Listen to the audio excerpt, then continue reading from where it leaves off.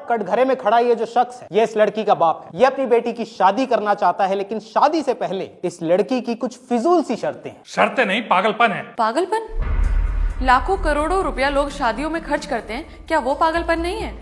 पिता अपनी घर की लक्ष्मी दे और दहेज भी, क्या ये पागलपन नहीं है? एक तरफ हम अन्न को पूजते हैं और दूसरी तरफ उसी अन्न को कचरे के डब्बे में डालकर उसका अनादर करते हैं, उसकी बर्बादी करते हैं, क्या ये पागलपन नहीं है? शादी शादी ना होकर एक स्टेटस सिंबल बन गया है। जिसके पास जितना पैसा उतनी पैसे की बर्बादी। लाखों रुपया शादियों में खर्च कर देंगे, लेकिन वहीं अगर आपकी शादी में एक गरीब आदमी आकर खाना खाता हुआ पकड़ा जाए तो उसे मार पीट कर इतना जलील किया जाता है कि मानो आपकी 4 चांद लगी शादी में उसने एक धप्पा लगा दिया। ऐसी शादी को मैं शादी नहीं मानती हूँ जज साहब। इसलिए शादी के लिए मेरी अपनी कुछ शर्तें हैं। क्या शर्तें हैं तुम्हारी? शादी में दहेज ना दिया जाए। लेकिन दहेज तो लड़के वालों ने मांगा ही नहीं है जज साहब। AC, cooler, TV, washing machine, 5 lakh रुपए और एक गाड़ी, ये सब क्या है पापा? ये सब बेटी हम तुझे दे रहे हैं, लड़के वालों को नहीं। ये आप इसीलिए कह रहे हैं ताकि समाज आपको ये ताने ना दे कि आपने खाली हाथ अपनी बेटी ससुराल भेज दी। और क्या शर्तें हैं तुम्हारी?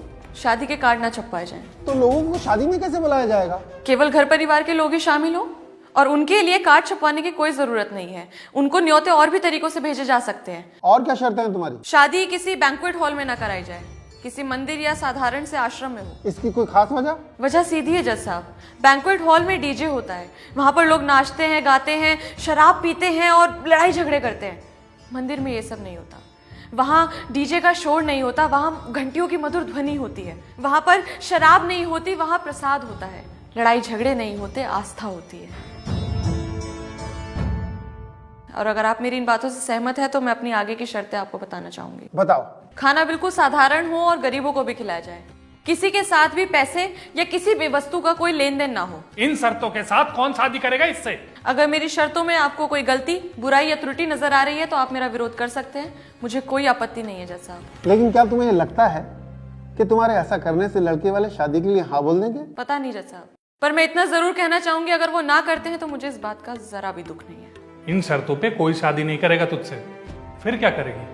जिन लड़कियों की शादी नहीं होती क्या वो कुछ नहीं कर सकती हैं पापा?